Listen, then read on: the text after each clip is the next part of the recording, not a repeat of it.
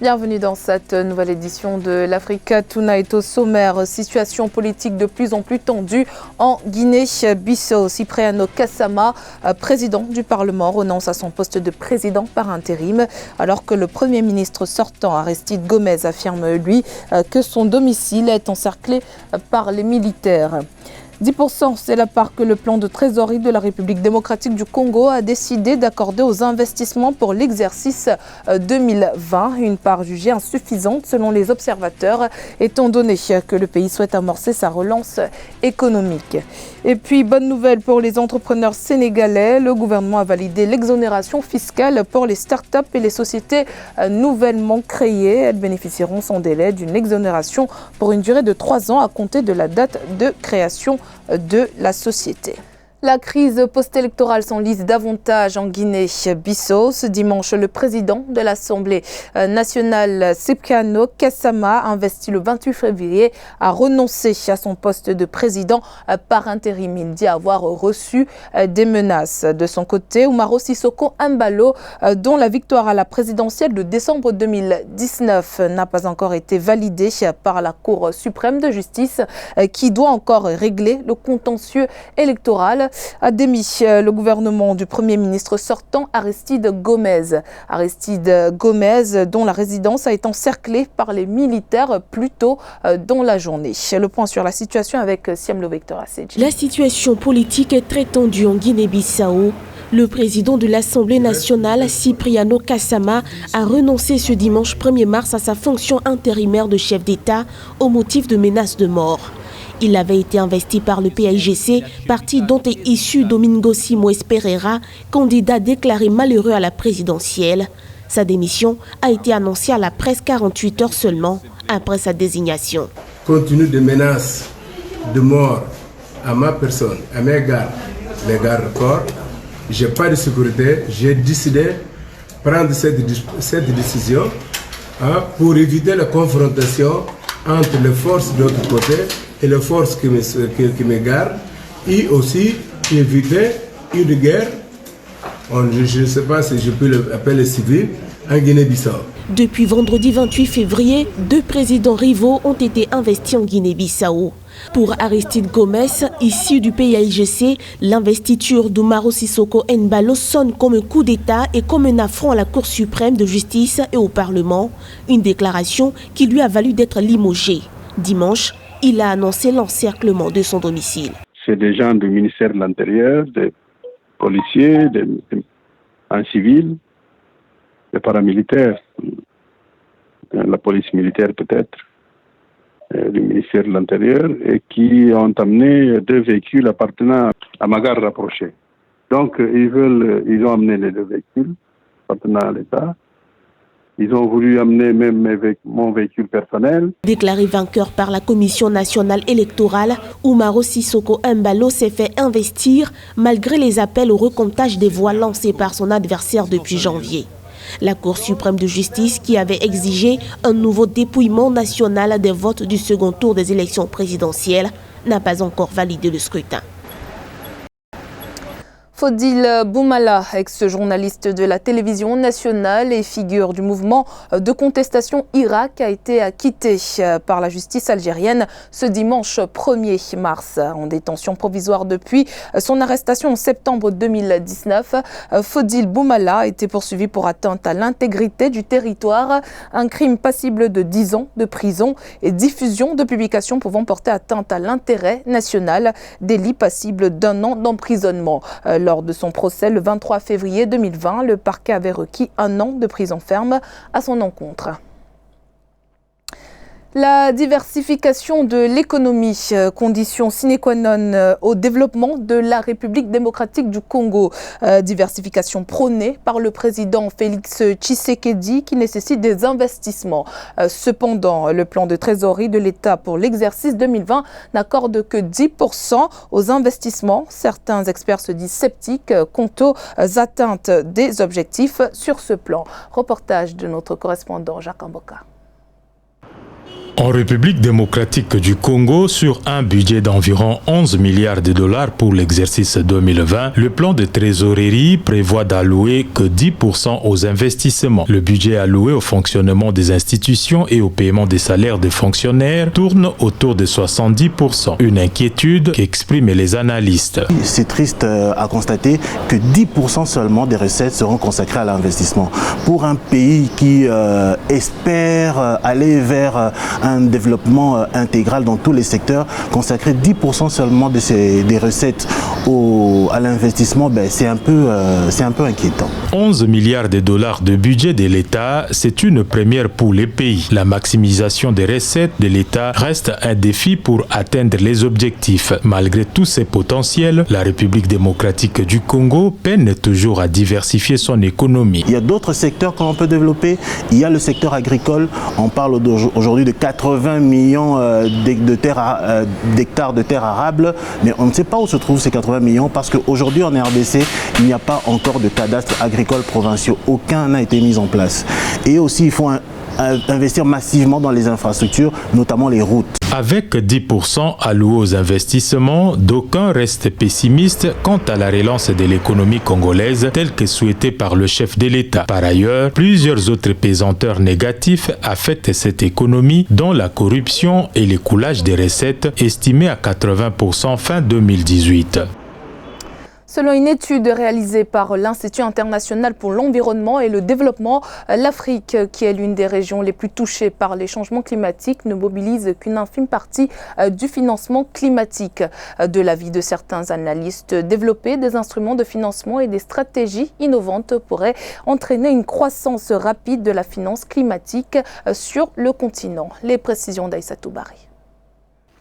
Le financement climatique annuel a franchi la barre des 500 milliards de dollars pour le compte des années 2017-2018. Une mobilisation supérieure de 25% à celle des années 2015-2016. Mais le continent africain, qui est l'une des régions les plus touchées, ne mobilise qu'une infime partie du financement climatique, soit moins de 10% selon l'Institut international pour l'environnement et le développement. Les propositions des projets provenant des collectivités accèdent difficilement au financement. Et même s'ils arrivent qu'ils accèdent au financement, s'il n'y a pas d'entité exécutant, c'est-à-dire au niveau local, il sera difficile donc de voir les incidences de ces financements-là. Les principales causes du sous-financement des populations vulnérables seraient dues à l'absence d'une priorisation de ce type d'action et la capacité des communautés locales à mobiliser le financement. Il serait bien de mettre en place, à mon avis, donc des systèmes comme la décentralisation de la finance climat, qui travaillent avec les politiques de décentralisation, c'est-à-dire les collectivités, à mettre en place donc des systèmes de crédit ou bien d'accès direct des financements qui facilitent, disons, la mise en œuvre ou le financement donc d'activités concrètes de terrain, c'est-à-dire soit des digues anti-sel ou bien de projets de régénération des terres. À la COP21 qui s'est tenue en 2015 à Paris, les parties ont convenu de mobiliser 100 milliards de dollars à l'horizon 2020 pour aider les pays en voie de développement à faire face au réchauffement climatique. Une ambition financière qui sera revue à la hausse en 2025. Les nouvelles start-up sénégalaises bénéficient désormais d'une exonération d'impôts de 3 ans. Une loi a été votée en ce sens pour permettre aux jeunes entreprises sénégalaises de se développer. La loi s'applique à partir du moment où l'entreprise est fonctionnelle. Les précisions d'Ange Noménian. Les startups sénégalaises reçoivent un nouveau coup de pouce. Depuis le 28 décembre 2019, elles bénéficient d'une exonération fiscale qui dure 3 ans. La loi qui a été votée entre en vigueur à partir du moment où l'entreprise a été créée. Il faut bien mettre un encadrement administratif, un encadrement fiscal, parce qu'aujourd'hui aussi, tous les autres secteurs sont bloqués. Le chômage est énorme, les gens, surtout les diplômés, peinent à trouver de l'emploi. Et donc, c'est un créneau aujourd'hui que le Sénégal suis porteur et voudrait profiter justement de sa disponibilité en termes de technologie et pour quand même mettre les jeunes Sénégalais dans cette dimension de start-up. La nouvelle loi en vigueur prend en compte les entreprises qui ont été créées en 2019 et celles qui ont vu le jour depuis le 1er janvier 2020. Outre les incitations fiscales, le texte prévoit de créer une plateforme en ligne pour les entrepreneurs qui souhaitent labelliser leur société en tant que start-up. l'accompagnement financier, fiscal, administratif est nécessaire. Maintenant, quand sera-t-il quand on mettra tout cela en exergue, je ne sais pas. Mais dans tous les cas, il y a cette volonté manifeste quand même de booster ce secteur-là pour permettre l'établissement d'entreprises pour les jeunes, de permettre aussi quand même à ces jeunes-là de trouver du travail. Le texte de loi identifie une start-up comme toute entreprise innovante et agile, légalement constituée depuis moins de 8 ans, dotée d'un fort potentiel de croissance, à la recherche d'un modèle économique disruptif et de mécanismes de financement adaptés à sa spécificité en vue de déployer sa capacité exceptionnelle de création de valeur. L'État sud-africain de nouveau à la rescousse de la South African Airways. Le gouvernement a décidé d'injecter $1 milliard pour soutenir la compagnie aérienne. En dehors de ce financement, un autre soutien est attendu de la Banque de développement de l'Afrique australe qui a promis de débloquer $224 millions pour aider l'entreprise sud-africaine. Les détails avec Ange Domigno. Nouveau plan de sauvetage pour South African Airways. L'État sud-africain a décidé d'injecter la somme de $1 milliard pour soutenir la compagnie aérienne. Ce nouveau financement sera utilisé pour couvrir les frais de service de la dette et rembourser la dette précédemment garantie par l'État à moyen terme. La feuille de route du plan de restructuration en lui-même est encore en phase de finalisation. Il était prévu pour être rendu public ce 28 février, mais l'administrateur Les Mathusson a demandé une prorogation d'1 mois. Ce report dans la diffusion de cette feuille de route indique clairement toute la complexité qu'il y a à ramener South African Airways sur le bon cap. La Banque de développement de l'Afrique australe va également débloquer $224 millions pour soutenir South African Airways. Depuis 2011, la compagnie aérienne ne survit que grâce aux injections financières de l'État.